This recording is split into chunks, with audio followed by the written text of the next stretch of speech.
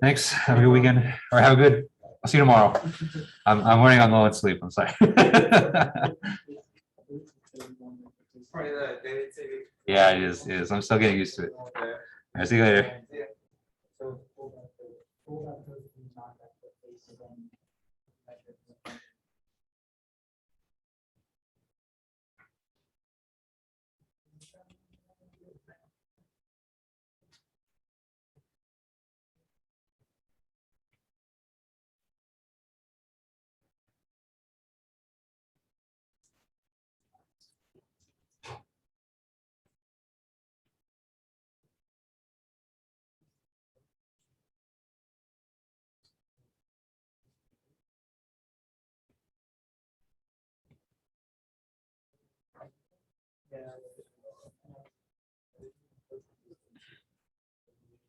You did 17.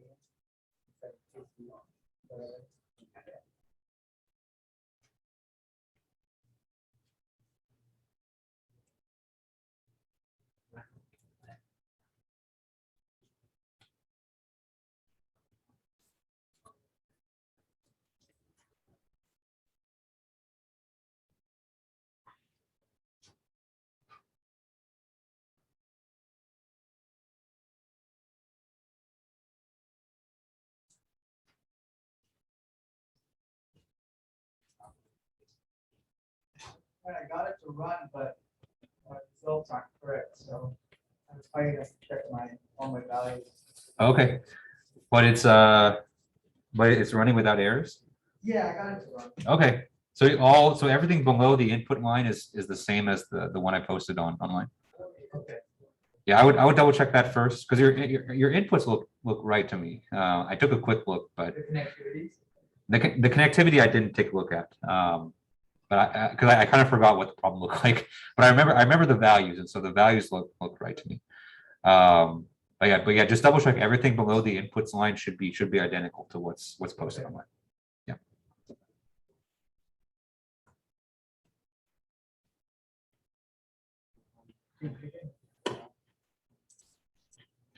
Hi, Aaron. Good evening.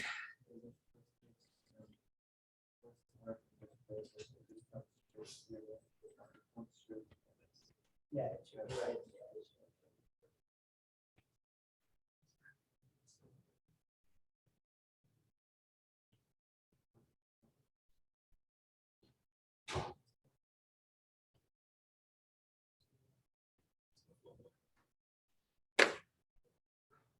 It's hard when I don't really do the document.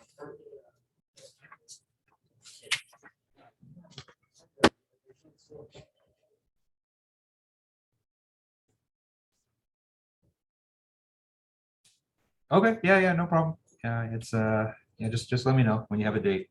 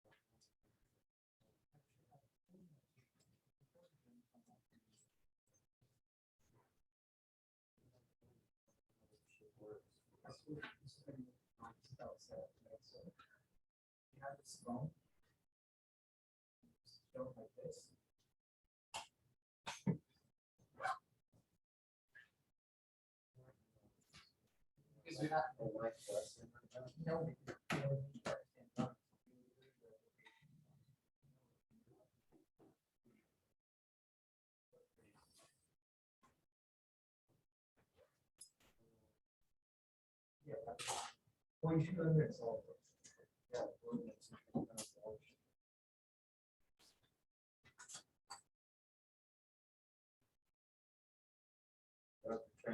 Yep. What are the chances you teach advanced mechanics of materials next semester? 0. That is outside my domain. Oh, is the schedule up for next semester? Just a couple, but Okay, they'll probably have more later. Well, like, who in the faculty would teach that? That's a good question. What's the course number? I have Pommel saw it was up. I don't know the course. number, Oh, okay. so I won't be able to look the course number. Probably it might be. So I think it's 50 something. Yeah. It's probably. I want to say it's probably either a one of our adjunct faculty, or it's going to be like Dr. Satchel James might teach it. Dr. Who? Satchel James. Oh, that's it. Yeah. Okay, I guess we got it. Yeah, he's good. He teaches the additive materials? Yes. Yeah. Oh, okay. Yeah. Nice. Yeah. Additive manufacturing. That's his area of expertise. But he also does like the strength of materials classes too. Okay. Yep. Yeah, I'm excited for that one. Yep. Should be a good one. What's your thing, Dr. Sharon? Fluids, FBA, heat, all that stuff? Yep. Mhm. Okay. I noticed in fluids, you guys use way more differential equations, integrals, partial integrals, all that stuff. Mhm. Is that where all that mainly comes in? It's not a lot of instructions. Yeah. It's yeah, I guess so.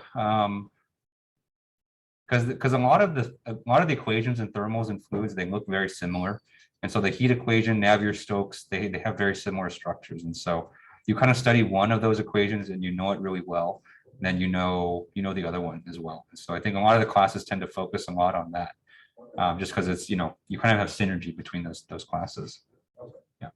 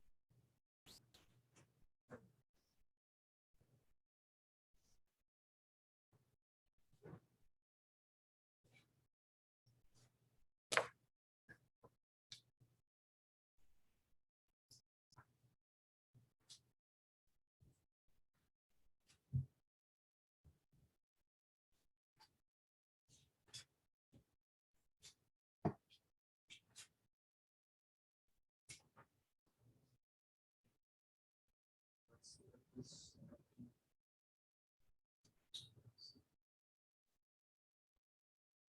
right, 7 o'clock, so let's go ahead and get started. All right, good evening, everyone. How's everyone doing today? Doing good. Last week before spring break, so we have two more class sessions. We have today and Wednesday, and then you don't have to hear my voice for a week, and so that's a good thing. Okay, and so today we're going to build basically directly off of what we finished with last Wednesday. And so, even though I have separate lecture notes from what we did last week and this week, they really kind of build right off each other. And so, hopefully you kind of see kind of everything kind of come together. Because technically last week we did 0 finite elements. And so last week was kind of just like a math class. And so, this week you actually get to see how the stuff we did last week actually turns into something like a finite element method. So, hope you guys enjoyed this week. Okay. As a reminder, ANSYS activity 2 is due on Friday. And so I know a lot of you are working on the MATLAB stuff right now. And so, definitely get started on that. And if you have any questions about, either how to use the frame code or on the development of the trust code, then, please let me know. I'm happy to help as best I can. So I apologize. I know this morning I had to move my office hours. Something came up and I couldn't move it. And so if you want to set up kind of a separate separate time for us to meet, maybe that's something outside of office hours. I'm happy to do that. Okay. Just let me know, and and with Zoom, and we can kind of meet almost at any time. So yeah, just let me know, and I'm happy to accommodate. Okay, and so I think that's all my announcements. Oh, I did finish up typing up your final projects, and so in this class we're not going to have a final exam, but we are going to have a final project, and so the final project actually goes in line with what you're working on right now. And so it's going to be the development of a finite element code in MATLAB, but it's going to be using the methods that we're going to cover in the second half. And so, I'm going to hold off a little bit, and so I don't want to present the final project just yet. Just because if I do it now, it's not like 0% of it's going to make any sense. And so I'll hold off until after spring break until we cover a bit more of this material. Then I'll present it, and then you can get started on it from there. Okay. The final project due date. So I always like to do this with final projects because I know you guys are really busy during finals week. So I always like to have my final projects due after finals week. So just to give you a little bit more breathing room in terms of that. Okay. Yeah, but we'll talk about all of that next week. All right, any questions I can answer before we get started? Okay, all right, so let's go ahead and get started. And so the title of the notes this week is going to be finite element formulations.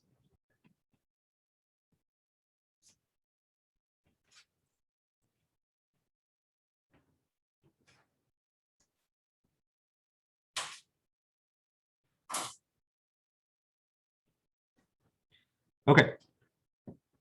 And so the very last thing that we did last Wednesday was we did this. We introduced what's called the weak form of a boundary value problem, and we found out how to solve for approximate solutions.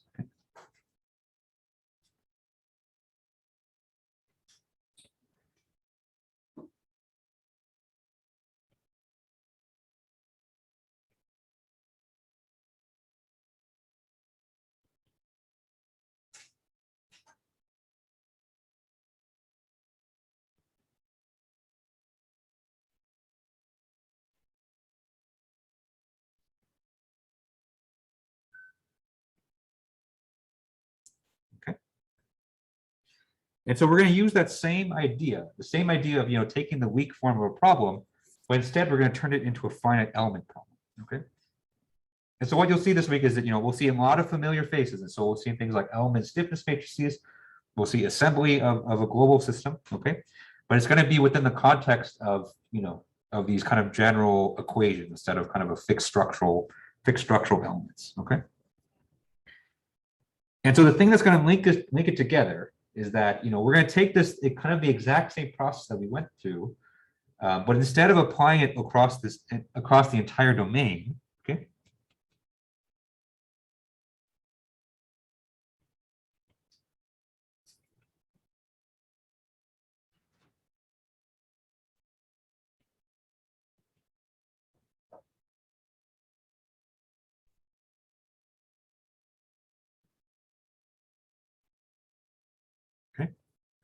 Instead of finding an approximate solution that spans the entire domain, we're going to find approximate solutions that instead just span single elements. Okay.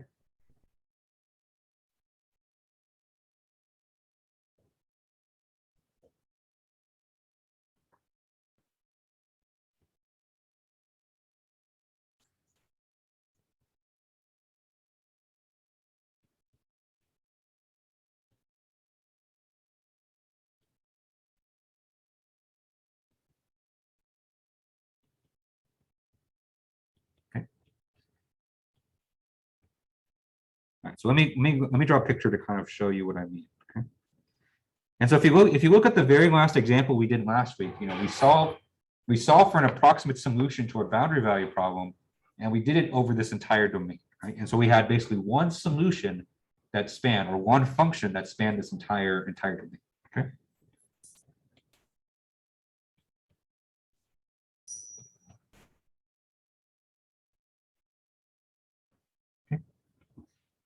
And so there was absolutely no finite elements involved. It was just purely math. Okay. Another way that we can do this is that we can take the same domain. Okay. And so I have the same, line here. Okay. But instead of solving for one big solution, let me go ahead and break this up. Okay. Okay. And so what I've done on the right was I've taken our 1D domain and I've broken them up into elements. Right. And so each space here, okay, each space here is an element, okay? And so in this case, we have 1, 2, 3, 4 elements, okay? And the difference here is that on each element, we're going to have a different solution, okay?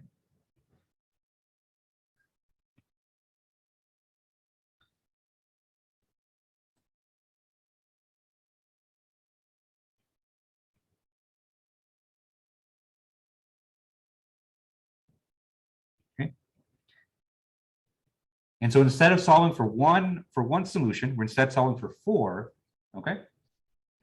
And then we're going to link them together, okay? And so first you might be thinking, that sounds awful, right? And so the example that we did last week at the end, that was awful, right? And so it took us, almost half the class, and that was just for 1.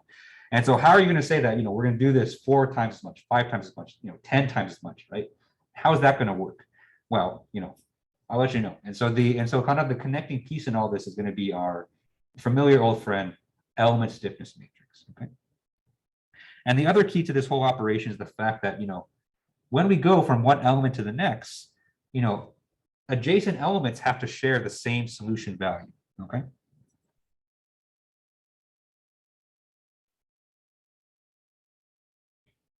Okay. And so if I list out the nodal solutions, U1, U2, U3, U4, U5, okay? Right. A big key to this operation is that adjacent elements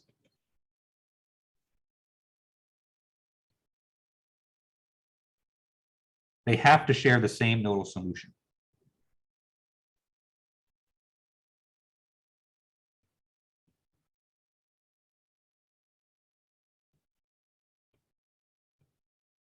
Okay. And that shouldn't be too foreign of a concept. And so if you think about what we did with the direct stiffness, right? And so let's say that we have 2 truss elements, okay? So let's say this is node 1, this is node 2, this is node 3, okay? This is element A, element B, okay? And so back when we had direct stiffness, element A and element B are both connected at node 2. And so in order for that to work, in order for them to have a consistent solution, then both element A and element B have to share the same solution at node 2, okay?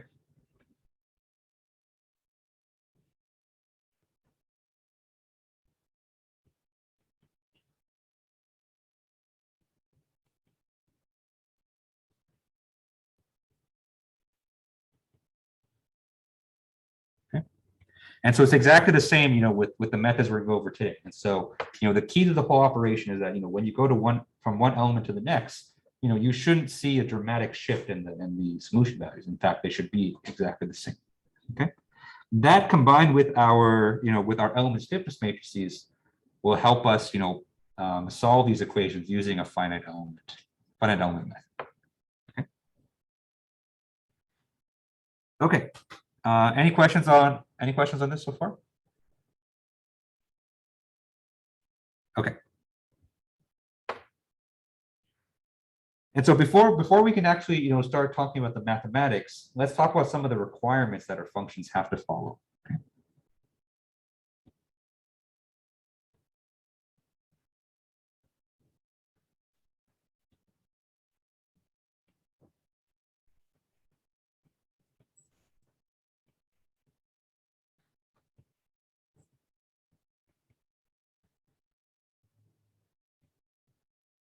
Okay. Because we're gonna be working through a lot of math, and so we want to make sure that everything is kind of consistent with each other. Okay. All right. So the first requirement kind of goes hand in hand with what we just talked about just now, the fact that adjacent elements have to share the same solution. Okay. And so the way that we can express that mathematically is we can say that the solution, whatever we solve for, the solution that we get has to be continuous across the element boundaries. Okay.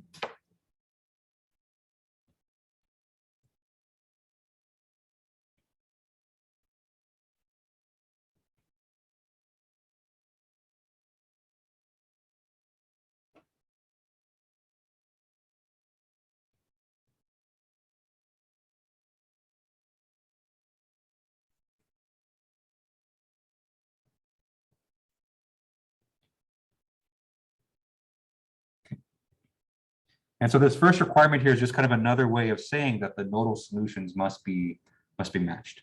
Okay. Okay.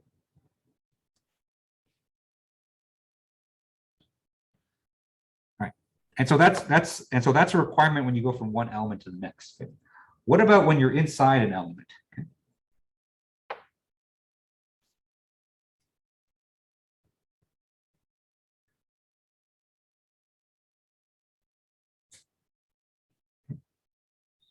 And so when you're just traveling, within an element, when you're going across that, right? The solution here should also be continuous, right? And so you should never run into a situation where you have a sharp discontinuity in your solution. Okay?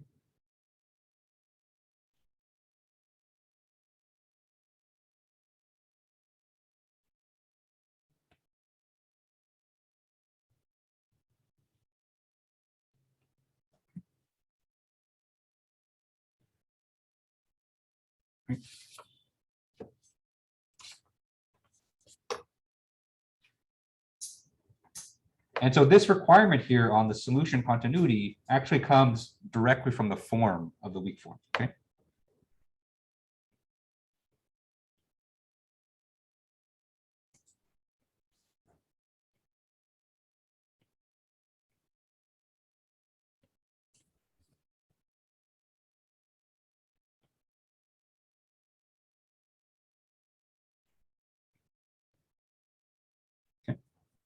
And the requirements are as follows. Okay. And this is kind of a big reason why we go through the whole song and dance of performing that weak form. Okay. Because remember, when we went over the weak form, we said that one of the great benefits was that we took a second order equation, right? And so we took an equation with a second order derivative, and we kind of share that derivative across different functions. And so instead of having a second order derivative, we had two first order derivatives. Okay? And you're going to see that benefit happening us here. Okay. And so the requirement is that if k, okay, so k is an integer, and so if k is the highest order derivative in our weak form,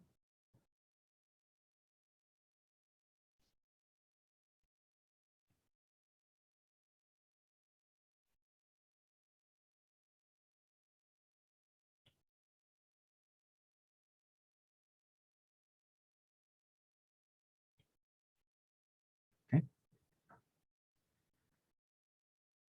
right, so if that's the highest order derivative, then our approximation functions must be continuous up to the k minus 1 derivative. Okay.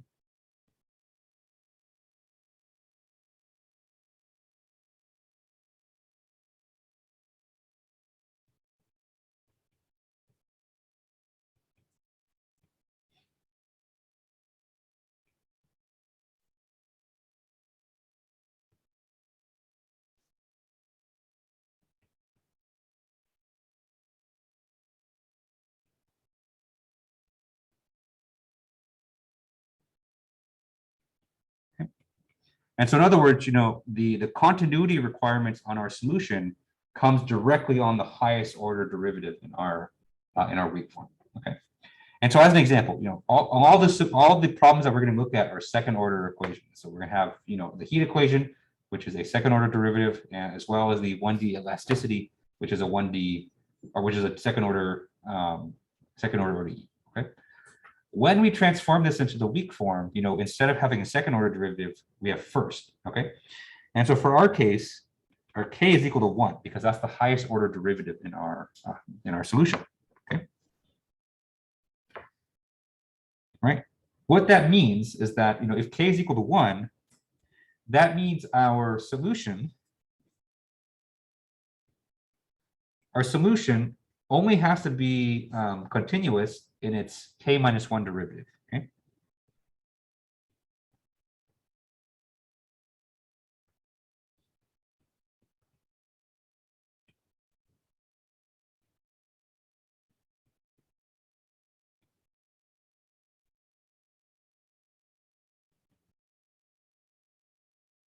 Okay. And K minus 1 is 0. And so that means only the 0th derivative has to be continuous. Okay. Right. And so that means we don't have a requirement on any of the derivatives. Okay. And so our solution could technically just be a constant. Okay. And so we can have our approximation function just be some constant A0. Okay. And that would technically work because our weak form only has first order derivatives. Okay. And so that's great. And so that gives us a lot of flexibility in how we want to choose our approximation functions. Okay. We basically have no requirements at all. And so as long as our approximation function is not 0, which makes no sense anyway, then we're good to go. And so this is great. That's great for us because it allows us to choose either, we can choose a constant function if we want, but that doesn't lead to any really interesting solutions. And so one step up from constant is a linear function. And so linear functions is what we'll focus a lot on because it's, linear is kind of easy to do. All right, any questions on this? I'm not too big a stickler because I was never really good at it myself at the mathematical terminology. But if you were interested in what this is called, then we call this C0 continuity. Okay. Right. And so when you only have to be continuous, up to the solution value itself, not any of the derivatives, we call that C0 continuity. If you had to be continuous in your first order derivatives, we call that C1 continuity. But that's mostly just trivia. And so, I've always been really bad at the mathematical terminology. And so, I don't expect you guys to do it as well. Okay. All right. So third requirement. Third requirement is called completeness.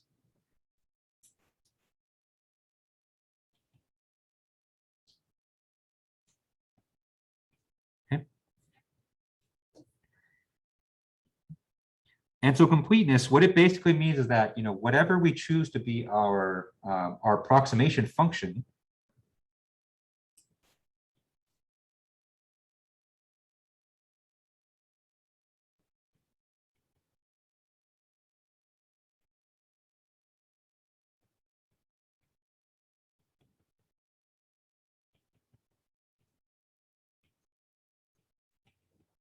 okay, whatever we choose to be our approximation function must be a complete polynomial.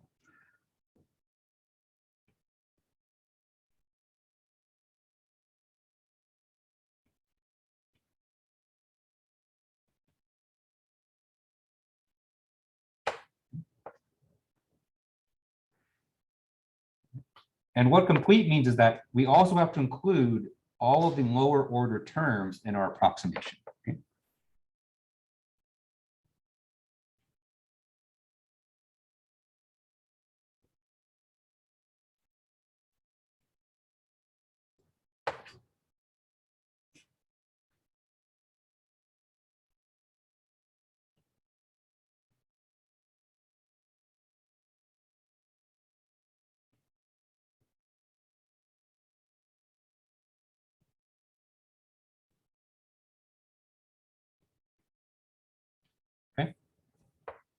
So let's do an example. And so let's say that we want to have a quadratic function. Okay. Technically, a quadratic function just has to have something that's x squared, right? So that's a quadratic.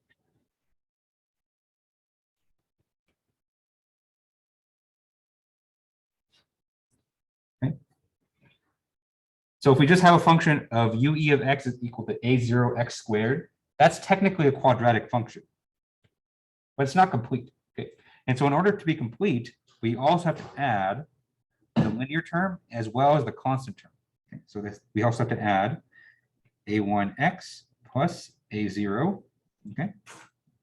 And so these two terms here make our polynomial complete.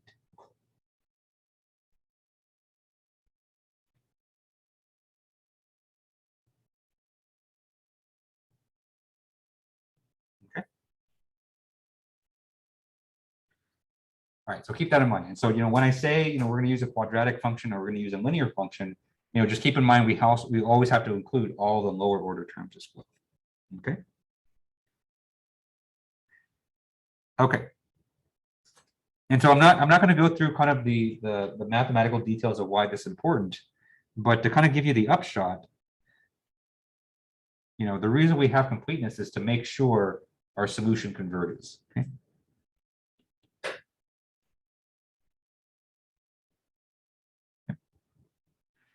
Question. So is A0 the same that, oh, sorry. No, they should be different. I'm just running on low sleep right now. So that should be A2. Yeah, so they're all different.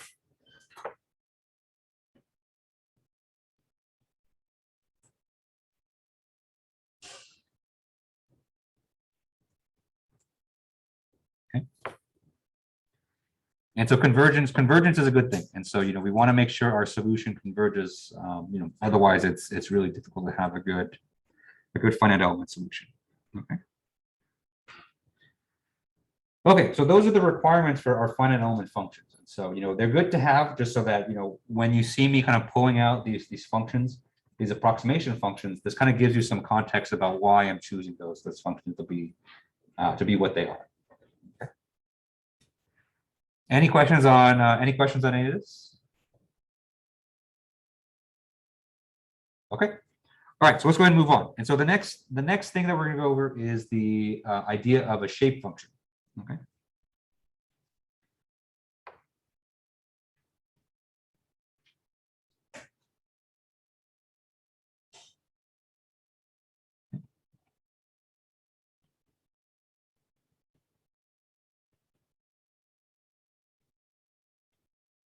We'll talk about shape functions and finite elements. Okay. So now that we know the requirements that our finite elements functions have to satisfy, let's go ahead and apply that in kind of a simple case. Okay. And so let's look at kind of a simple 1D element. And so we'll look at a simple 2-node element with a linear piecewise approximation function.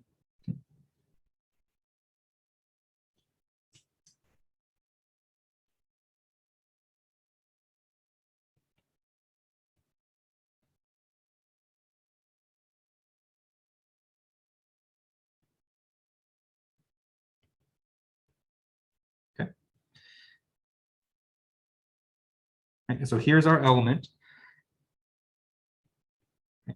The left node will have an x coordinate of x1. The right node will have an x coordinate of x2.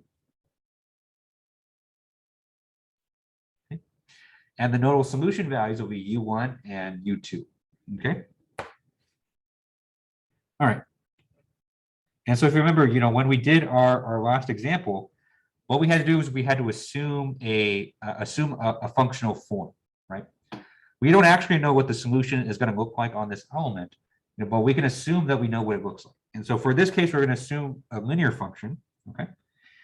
And so our approximation function, UE of x, okay, is going to have a constant term.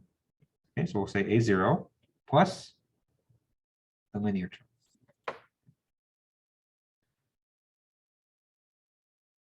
And so again, I have, we have a linear function, but we have to include the constant term to make this complete, okay? And the fact that we can use a linear function is due to the fact that our weak form only has first order first order derivatives. Okay, so this function here kind of satisfies all of those requirements. Okay. Okay. And so the first thing we're going to do is we're going to take our approximation function and solve for the values of the coefficients. Okay.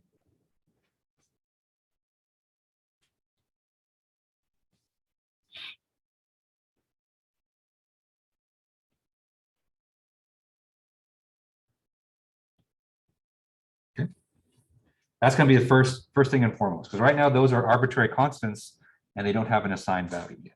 Okay. And the way that we're going to assign those values goes back to our very first requirement, right? So remember, you know, this element here is kind of part of a much greater whole. So there's going to be an element to the right, okay, and an element to the left, right?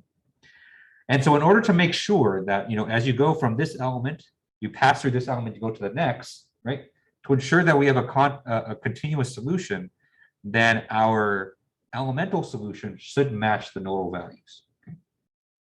And so the way that we're going to solve for A0 and A1 is we are going to enforce, and we're going to force this approximation function to match U1 and U2 at the element boundaries. Okay.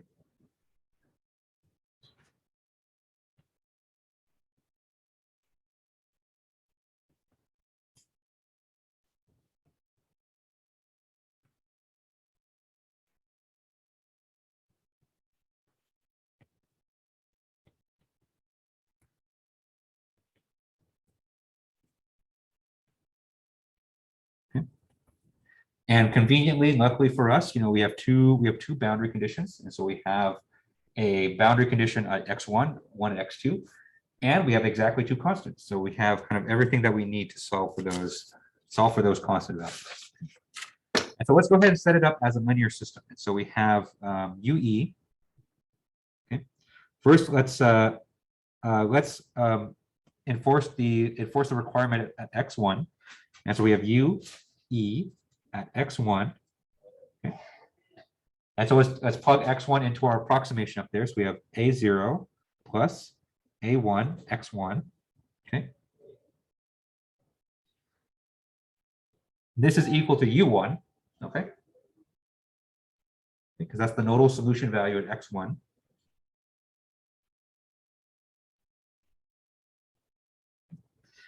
Then we have UE at x2. Okay. And so I'm going to plug in x2 into our function. Okay. And so that's going to be A0 plus A1 times x2. And this is equal to U2. Okay. Right. So these are our two equations, and we can use them to solve for A0 and A1. Okay. All right.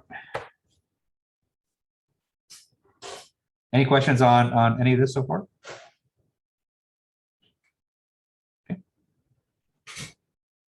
Okay, so let's go ahead and solve this system. And so, you know, we don't have any numbers here, and so it would actually be more inconvenient to go matrix. And so let's just kind of solve this straight up. Okay. And so I'm gonna use a trick. And so I'm gonna take these two equations and subtract them from each other. Okay. So equation 1 minus equation 2. And so if you do that, we have a simply A0 in both equations, and so those are going to cancel out, okay, which is great. That means our solution is going to be just straight up for A1. And on the left hand side, we have A1 times x1 minus x2. Okay. And on the right hand side, we have U1 minus U2.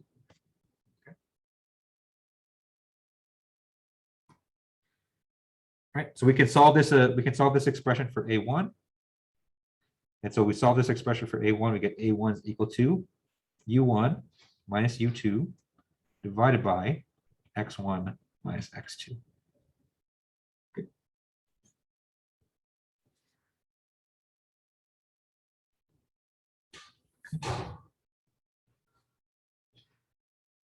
So that's one of our constants, and so that's good. Okay. So now that we have one of our constants, we can go ahead and plug it back in. You can plug it into any equation. You know, you're going to get the same thing, and we can use that to solve for A0. Okay.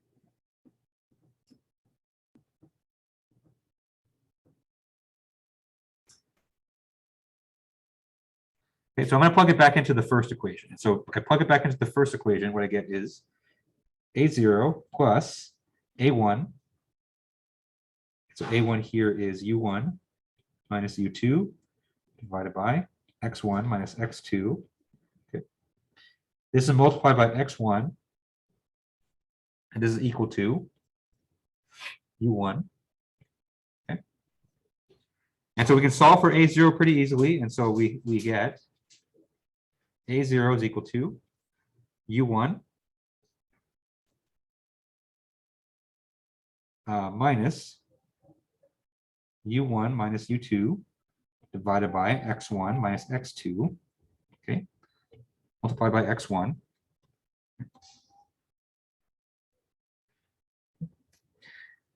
What I'm going to do is I would want to put this all under the same denominator. And so I'm going to take this first term right here, okay, and I'm going to multiply by X1 over X1 minus X2 divided by X1 minus X2.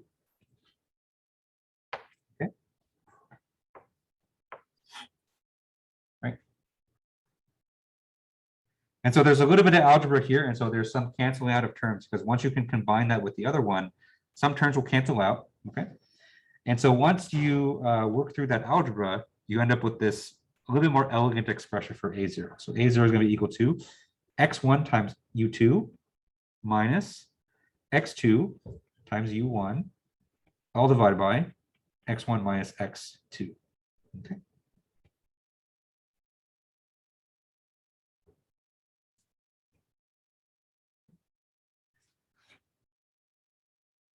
It's a little bit more elegant, and it kind of helps us put this entire expression over X1 minus X2.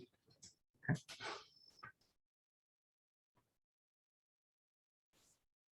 All right. Any questions on how we obtain this result here?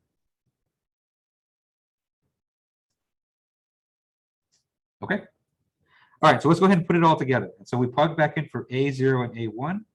We get UE of X is equal to X1 U2 minus X2 U1, all divided by X1 minus X2, okay, plus U1 minus U2 divided by X1 minus X2 X. Okay. All right, so that's our approximation function. Okay. And so if our solution varies according to this function across the element, then we're going to satisfy all the requirements. Okay. Because remember, the choice of our function was satisfying our continuity as well as our completeness requirement. And the fact that we're requiring this function to match the nodal solutions at the ends of our element ensures that when we go element to element, we have the same solution. Okay. Okay, but we can put this into a little bit more of an elegant form. And so I'm going to say we're going to rearrange the terms. Okay. And the reason I want to rearrange them is, I want to separate this expression into a term that has U1 and a term that has U2.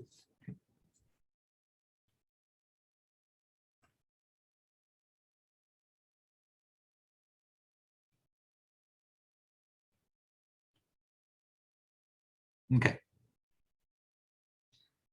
And so basically, these, first of all, everything is above X1 minus X2. And so we can pull that out in front if we want. Okay. Then I have this term right here and this term right here. Okay. So we can group those together. And then I have this term right here and this term right here. Okay. That we can group those together as well. Okay. And so if we do that, we end up with, final form for this function here. Okay. All right, so we have a U1, you have a U1 term. So our U1 is going to be X minus X2 divided by X1 minus X2, okay, plus U2 times X1 minus X, all divided by X1 minus X2.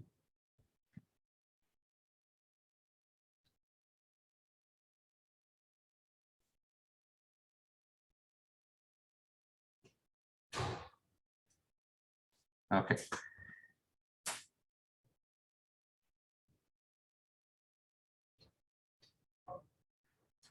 Right, so there's a reason why I arrange it like that. Okay.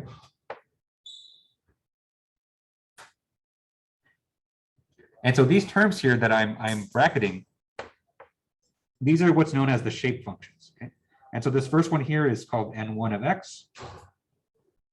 And the second one here is known as n2 of x. Okay. And these are known as the shape functions for our solution.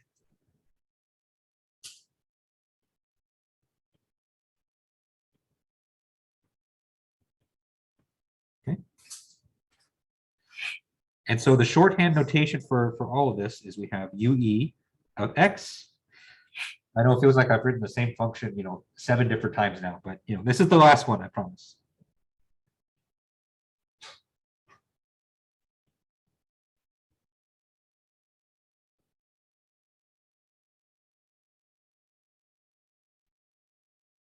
Okay.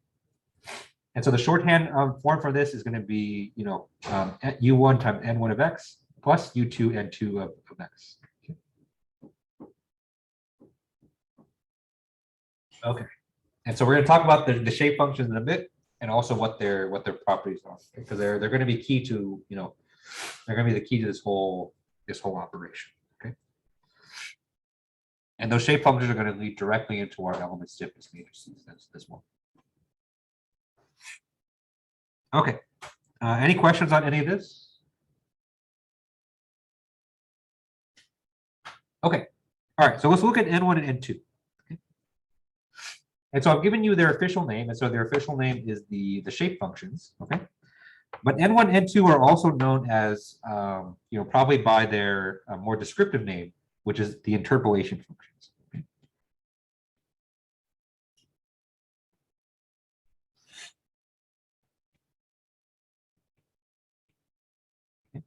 Because what N1, N2 allow us to do is, we can take our, what this basically says that we can take our nodal solutions, since we can take U1 and U2, and we can interpolate those to any location within the element. Okay. And so this basically says that, when we go from one node to the next, our solution is going to vary smoothly, according to the shape functions. Okay. And let's look at their exact form here. Okay. And so I'm going to draw a line again. Okay. So this is going to be x1, x2. And so if we draw if we plot out the value for n1, n1 would look something like this. Okay, so this would be n1, right? You could tell that this is the case because n1 you can see is a linear function in x. Okay, and if we plug in x1, or I'm so sorry. So this is n2 of x. Okay. And so if we plug in n1 or x1 into n2, right? And so we take this function right here. So that's n2, and we plug in x1. Then we have x1 minus x1 up top. And so that's going to cancel out and become 0. Okay? And so that's why we have a 0 over here. And then if we plug in x2, into this function, then we get, we get 1, right? Because we have x1 minus x2 divided by x1 minus x2, and that gives us 1. Okay. All right. And then by the opposite token, if we plot n1, it would have the opposite curve. And so our n1 of x looks like this. Okay. So our n1 follows the opposite trend. So when you plug in x1 into n1, you get 1. But if you plug in x2 into n1, you get 0. Okay. Okay. And so in other words, shape functions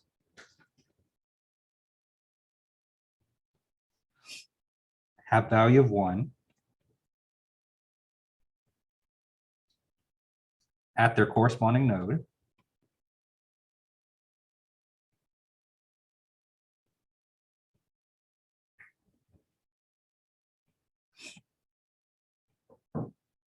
Okay, and so when you plug in the nodal coordinate value that matches the shape function number, you're going to get 1. Okay, but if you plug in a node that doesn't match, you're going to get 0.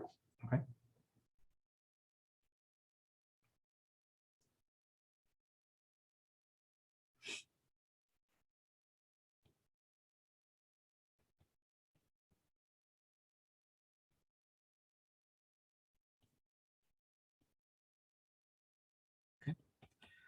And so, so far, we're only looking at a 2-node element, but this idea is going to extend to when we look at elements with 3 nodes, 4 nodes, and even more than that.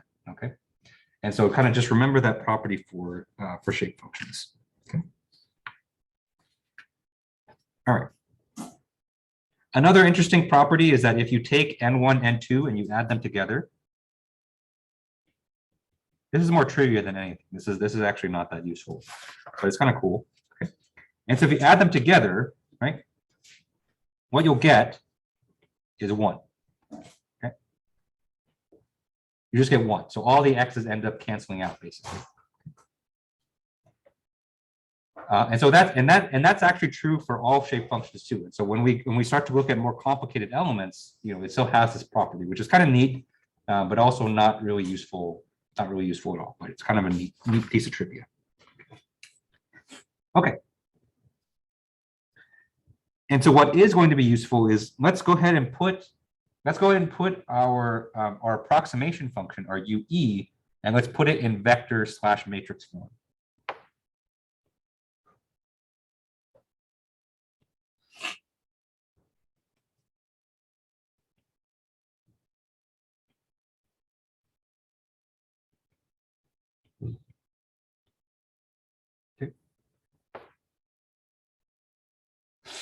Because this is going to help us form our element stiffness matrices later. Okay. And so right now what we have is UE of x is equal to N1 U1 N1 of x, okay, plus U2 N2 of x, right? And so another way that we can express this is if we take, if we sort the N1s and N2s, we put them into a row vector, right? And we put the U1, U2 into a column vector, right? This essentially gives us the same thing. And so if we perform the vector-vector multiplication here, you can see that we end up with our, U1, N1 plus U2, N2, okay?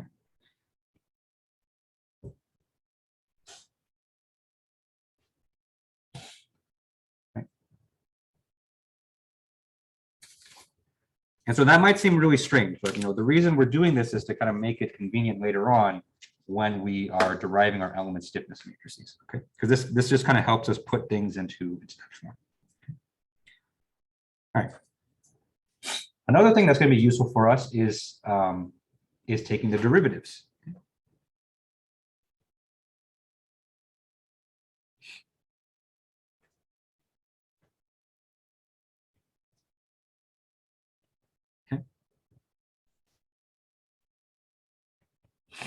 And so we take the derivative of UE with respect to x, right? U1 and U2 are just nodal constant values. And so, we don't have, we don't differentiate them just because they're constants. Okay? So we have U1 here. And so any derivatives that we place is going to be placed on the shape functions. Okay? And so we have U1 times dN1 dx plus U2 dN2 dx. Okay? And then similarly, we could put this in matrix form. And so we could say that dUE dx is equal to dN1 dx dN2 dx, okay, multiplied by a column vector U1, U2. Okay.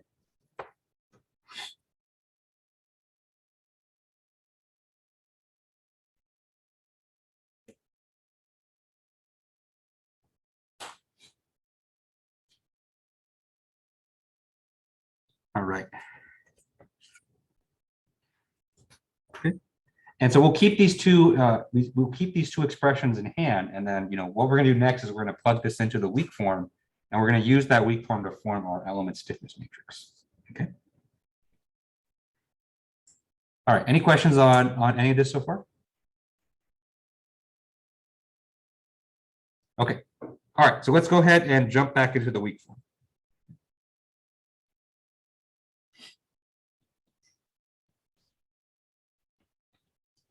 And by doing so, we're going to get our element stiffness matrix.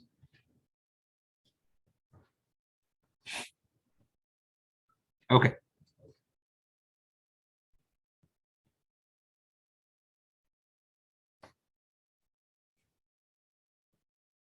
All right, so let's start by recalling our weak form. Okay? And so I'm gonna do the elasticity problem, just because we can still do that in 1D. Okay, and so our weak form for 1D elasticity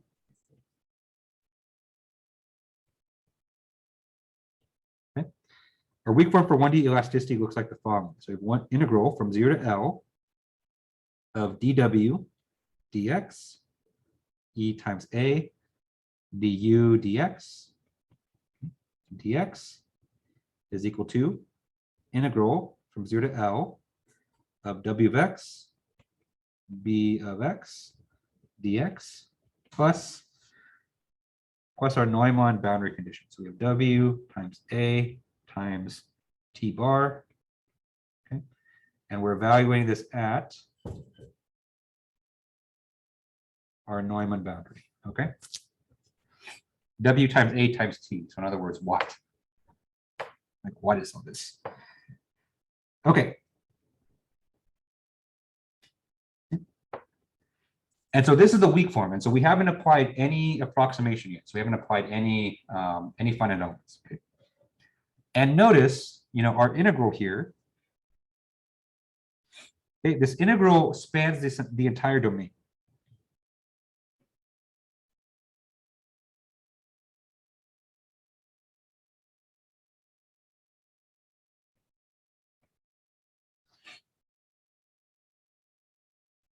Okay. Right. So when we found an approximate solution to this, we got one function that spanned the entire world. Right? But remember, we're not doing this anymore. And so what we're doing is we're splitting up this domain into different elements. Okay.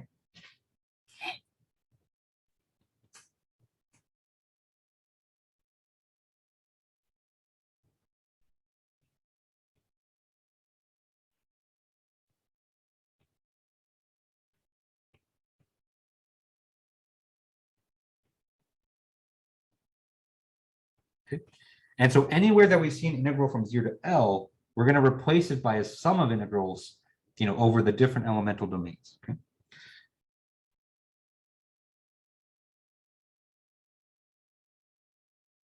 Okay. And so we have two such integrals there. And so I'm not going to repeat, that entire integral, but I'm going to use a dot, dot, dot to say that, anytime that we have an integral that goes from 0 to L, we're going to replace it with these series of integrals. Okay.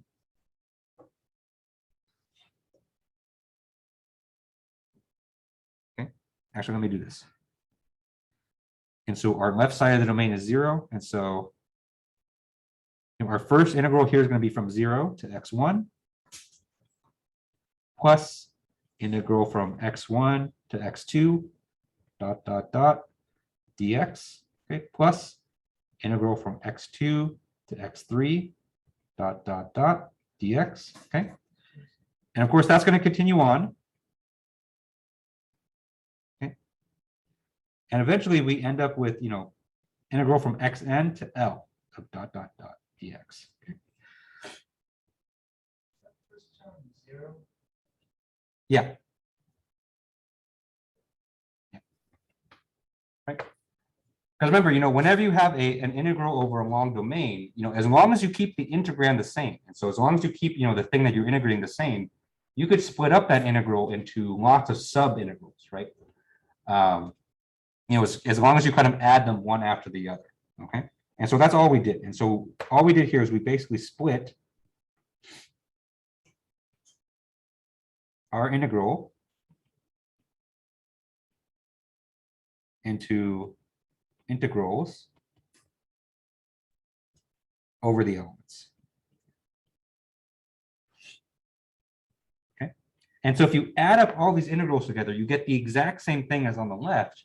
It's just that, we have to do all of these integrals instead. Okay. Right. And so for this derivation, I'm going to focus on just one of the elements. Okay. So we'll focus on kind of an arbitrary element there, but you can apply kind of the same thing. Okay. And so of course, what we start out with is today when we said we have to do all these different integrals, this looks terrible, right? It looks like we have to do lots of different things. Okay. But what you'll see is that, what we're going to do is we're going to take this one integral, we're going to derive its element stiffness matrix, okay? And so that's going to be a fairly standard process. And then we can take that element stiffness matrix and apply it to all the other elements, okay? So that's kind of where we're going for this. Okay. Any questions on any of this so far?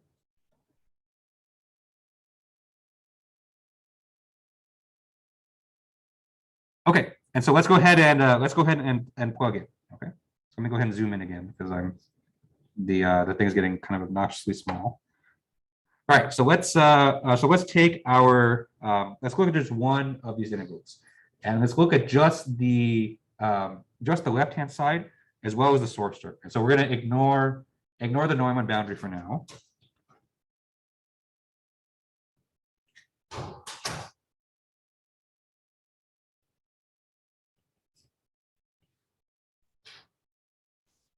Okay, and so if we ignore the Neumann BC for now, then all we have is integral from x1 to x2 dw dx times EA du dx, okay, dx is equal to integral from x1 to x2 of w of x b of x dx.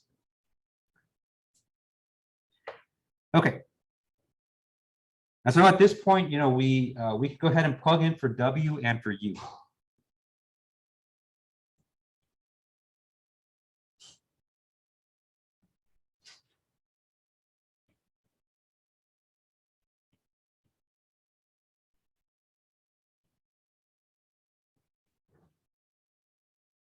Okay. All right, so remember, our u of x, is going to be u1 and 1 of x plus u2 and 2 of x. Okay. Right, so that's the interpolation function that we went over, previously. Okay. And remember, because w of x has to take the same functional form as u of x, then w of x is going to look almost identical. Okay, so w of x is going to be w1 and 1 of x plus w2 and 2 of x. Okay.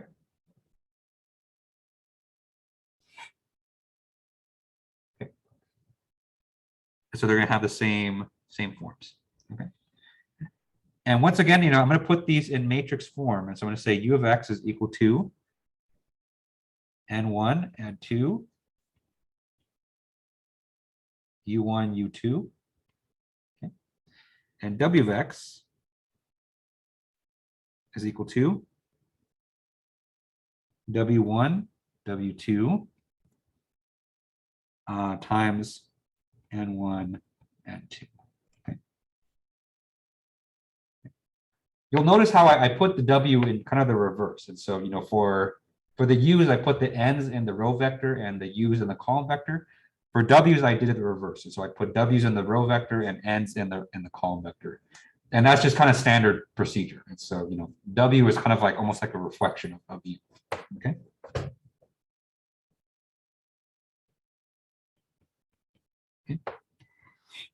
And then by similar token, we can take the derivative of u, which we're going to need on the left-hand side. Okay.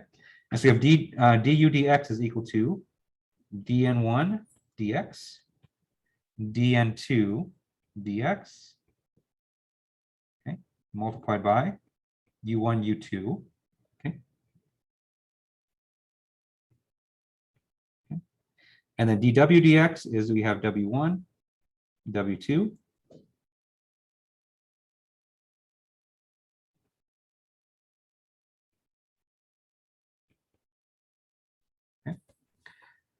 And so dw dx is going to be w1, w2, and then column vector dn1 dx, dn2 dx. Okay. All right. And so now we're set to plug it in. And so I'm going to do kind of one integral at a time, just because it's kind of a lot of terms to write down. And so first I'm going to focus on the left side integral. Okay. Okay, so this will be like integral 1.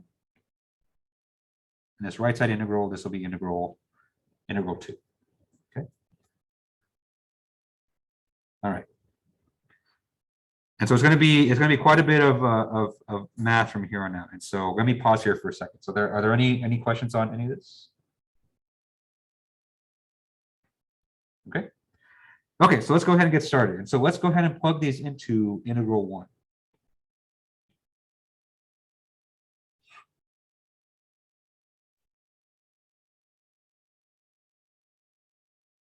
Okay. And so we plug into integral 1. We have integral from x1, x2. Okay. First, we have dw dx. And so dw dx is going to be w1, w2 multiplied by dn1 dx, dn2 dx. Okay. Now we have our Young's modulus and our cross-sectional area, EA. So that's going to still be in the middle. Okay.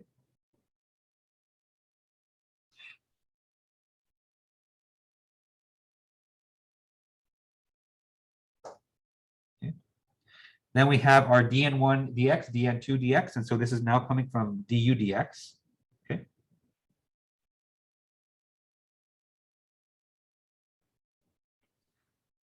Okay.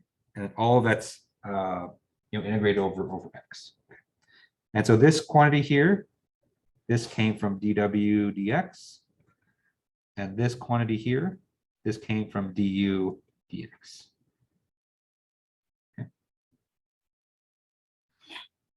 Okay. All right, so that's what we get when we plug everything in. Okay. Let's simplify this a little bit. Okay. And so the nodal values, W1, W2, and U1 and U2, those are effectively constants because they don't depend on x. Okay. And so since they don't depend on x, we can take them out of the integral.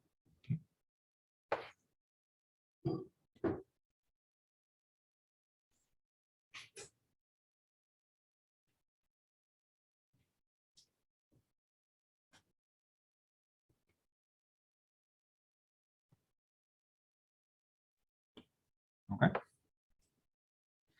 And so if we do that, we have W1, W2, integral from x1, x2 of dn1 dx, dn2 dx, and EA multiplied by dn1 dx, dn2 dx, okay, dx. Okay, and put all this in parentheses. And that's multiplied by U1, U2. Okay.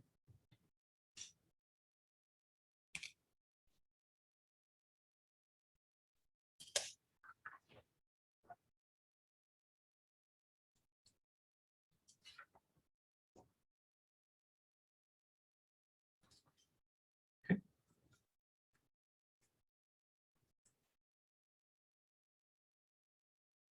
All right, so we're not going to perform the integral just yet. But what I do want to highlight is what's going on in the middle here. Okay.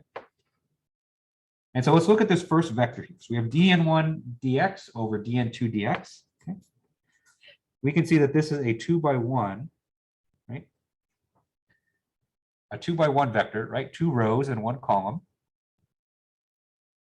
Whereas this vector on the right, we have a row vector, and so this is 1 row by 2 columns.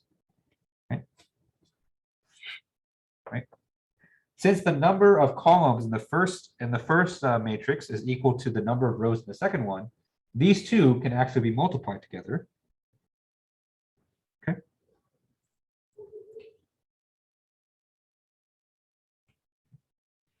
Have you guys seen that trick before, where if you put the two dimensions of the matrices next to each other, and if the inner indices match, then you can multiply them, right? And the resulting matrix, the size of it is going to be whatever's left on the outside. Okay. And so when we perform this this matrix multiplication, we end up with a 2x2 matrix inside the integral.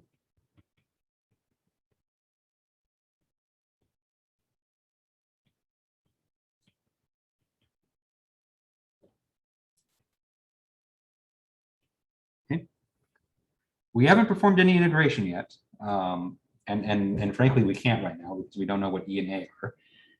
But we can kind of see where this is ending up. Okay. And so we end up with a 2 by 2. What does this remind you of, right? So remember, the element that we're working on looks something like this, right? It's a 2-node element.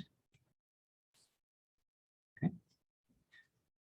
Does that remind you of something like this? Okay.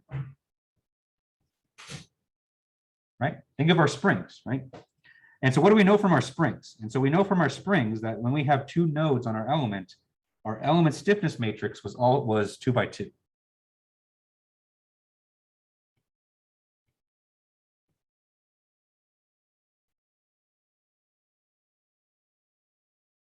Okay.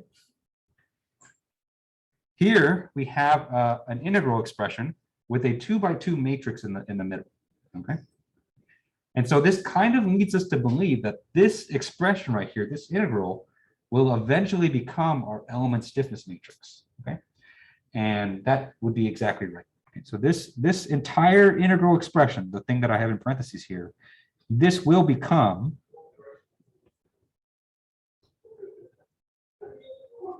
our element stiffness matrix.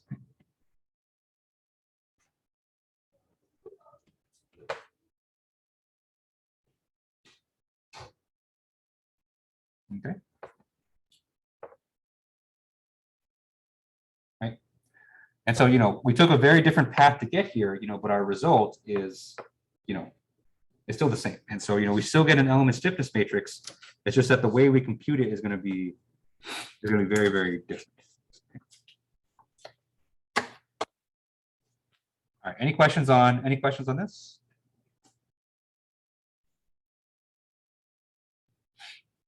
Okay. All right. So that's the first integral. And so our first integral is kind of complete at this point. We can't really take it any further. And so let's look at our second integral.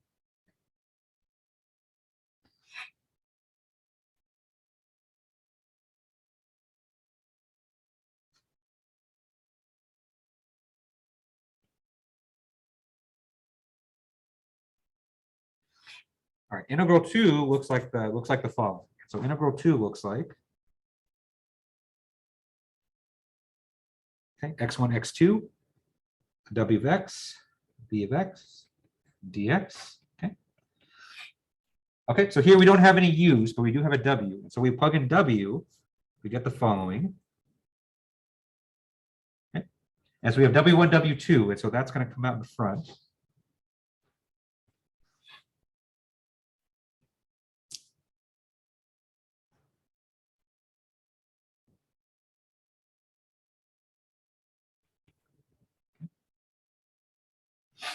And so here, there's not much for us to do because we have to plug in.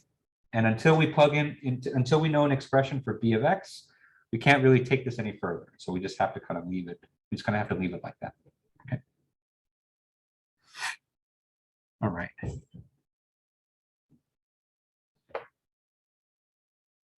And so at this point, I do want to pause a little bit because I know the notation here can be a little bit intimidating, right? Because we have integrals floating around, but we also have these, vectors and matrices inside these integrals. And so, probably that's usually not kind of a standard notation.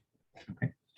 And so all this means is that, when you have a vector, when you have a matrix inside an integral, all that means is that you apply the integral to all terms in the vector and the matrix. Okay.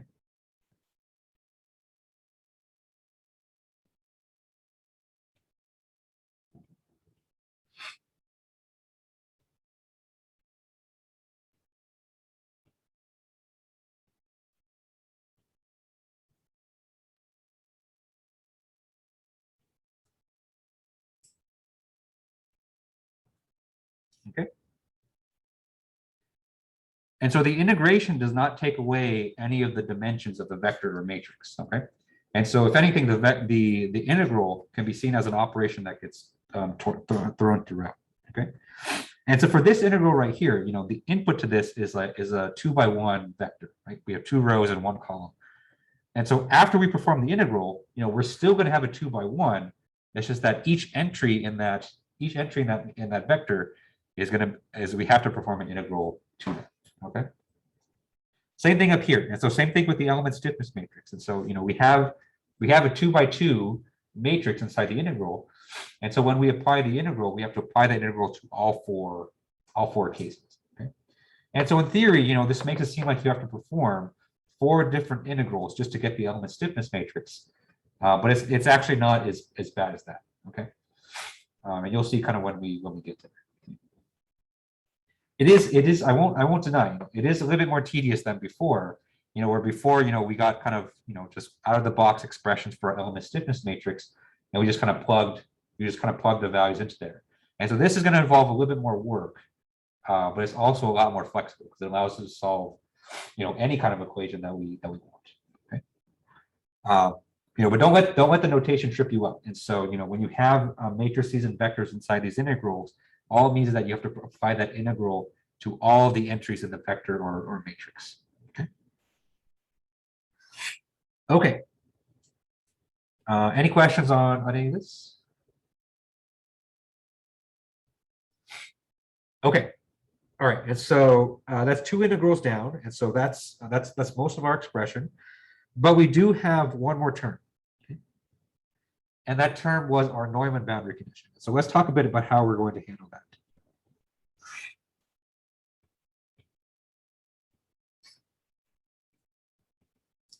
All right, so our Neumann BC term, and we had a W of X multiplied by the area multiplied by the traction value. Okay. Remember, T bar is the applied stress, and so that's our actual Neumann load. Okay. A is just the area. W of X here is just the weighting function. Okay.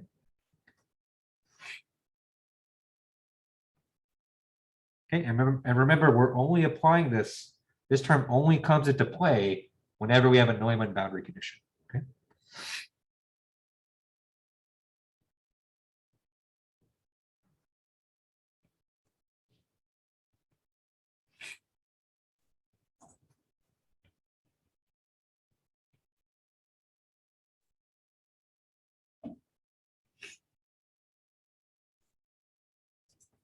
Okay.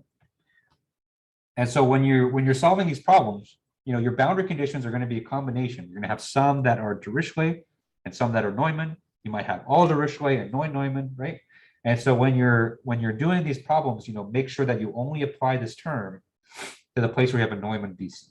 Okay, so there are some problems where you might not even apply this at all, and that's okay. Okay. All right, so let's go ahead and plug in. And so just like we did before, we're going to plug in for W. And so our expression for W is W1, W2, and 1 and 2. Okay. A T bar. Okay.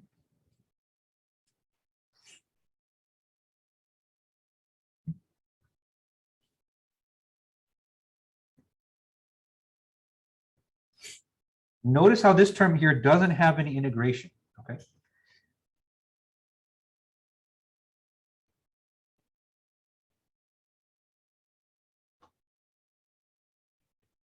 Okay. So that might seem like a good thing, and in overall sense, it is. Okay. But what that means is that what you have up here, right? You have n1, n2, and both of those are functions of x, right? So they have x in their expression. You have b, which is a function of x as well, right? But when you perform this integral, right, the x's go away in those expressions, right? So in other words, you kind of integrate those out. And so in the end, after you perform this integral, you shouldn't have any x's left in your expression. On the bottom here, we have our Neumann boundary condition, but we have no integration. Okay? But we don't want x to show up. Okay?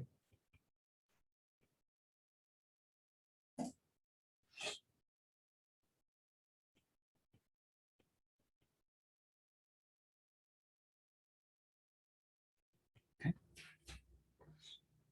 And so in order to get rid of x, we have to plug in a value for it.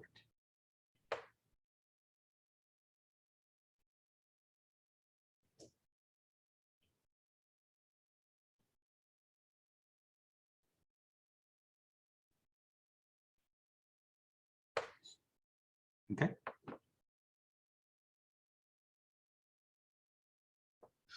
And the value of x that we're going to plug in is going to be the value of x at the Neumann boundary.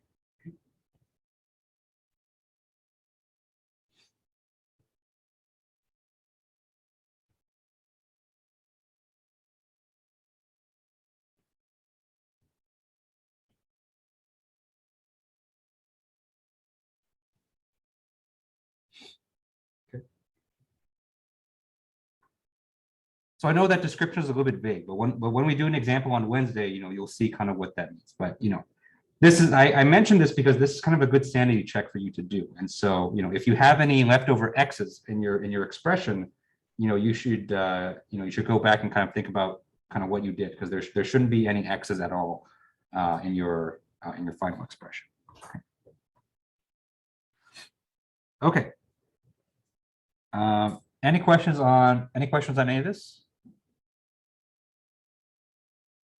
Okay, so now that we have, we plugged in for all of the integrals and Neumann BCs, let's put it all together as the last thing today.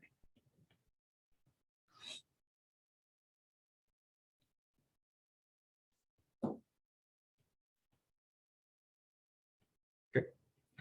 All right, so first thing we have is our element stiffness term. So we have W1, W2, integral from x1, x2 of dn1 dx, dn2 dx, okay, times e times a times dn1 dx, dn2 dx, okay, dx times u1, u2.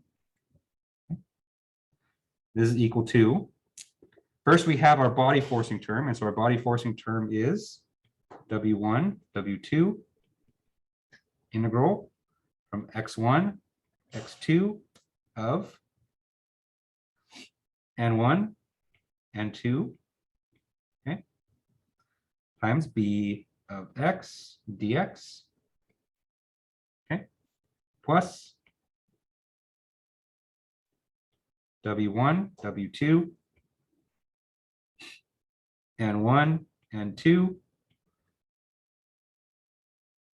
Sorry, I keep zooming out. AT bar, okay, evaluated at x is equal to the Neumann boundary, okay? I wanted to fit it all in one line, okay?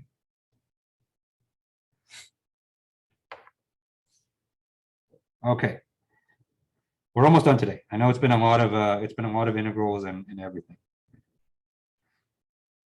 All right.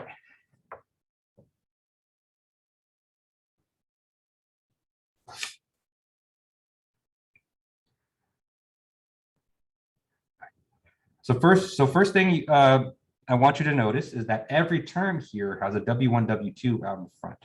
Okay. That means we can just cancel all of those terms, right? Because they kind of divide out. And that W1, W2 is for the weighting function anyway. And remember, just like last time, we don't really give a care what W1, W2 are. It doesn't really affect us. Okay.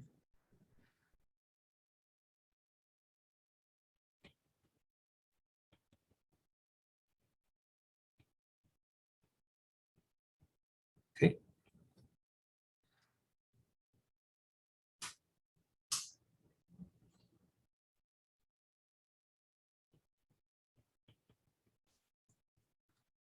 Right. And what we're left with is a very familiar construct, right? And so if I define this this entire integral here as our 2x2 element stiffness, and so I'll call that KE, okay? And I'll multiply that by U1, U2. Okay. And on the right-hand side, we have a 2x1 element forcing, okay? And so I'm going to club all these together. Okay, so I'll have that equal to F1, F2. Okay.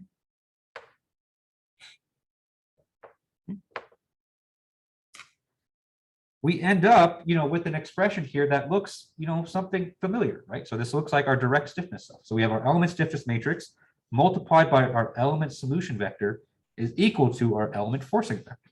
Okay. And so let me go ahead and write this in just one last form. Okay.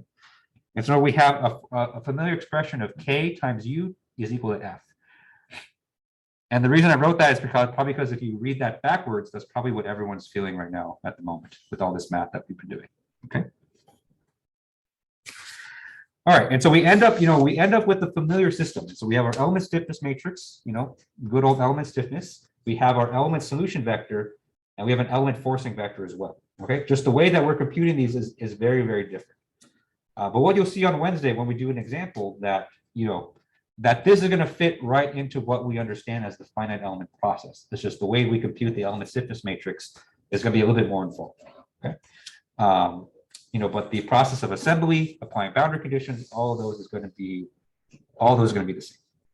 All right. Any final questions before we wrap it up for tonight?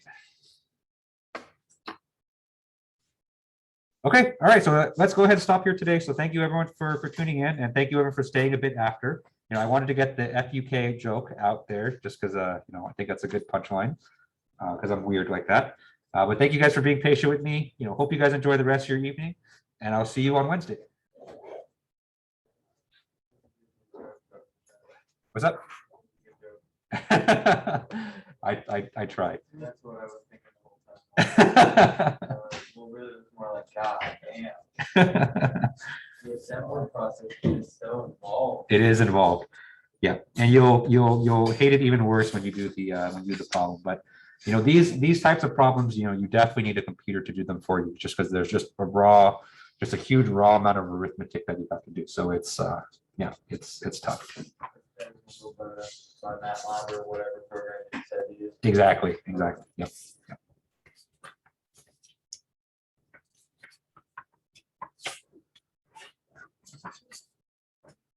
Thanks, everyone. Have a good night. Almost can't see. Can you print it on that equation and slowly scroll over? This one? Yeah. Okay.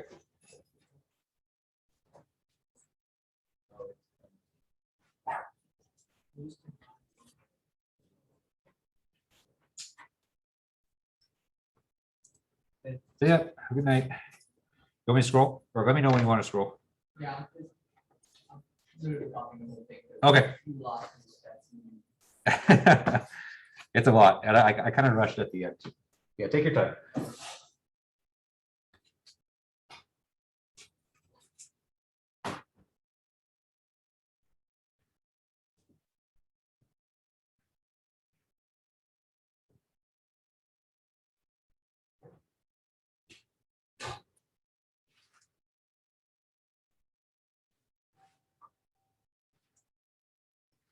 Go to the right. Yes. See ya.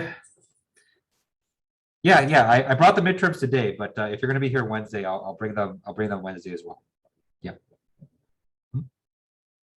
Yeah, no problem. I'll just bring it to my office. I'll bring it back.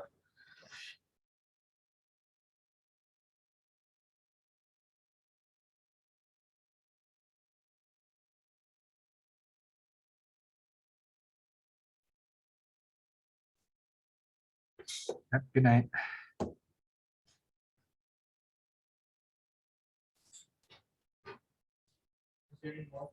Yeah, a little more.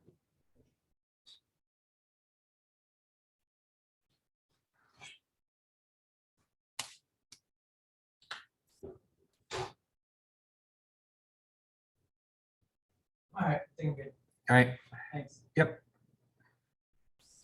All right. Any final questions from Zoom people?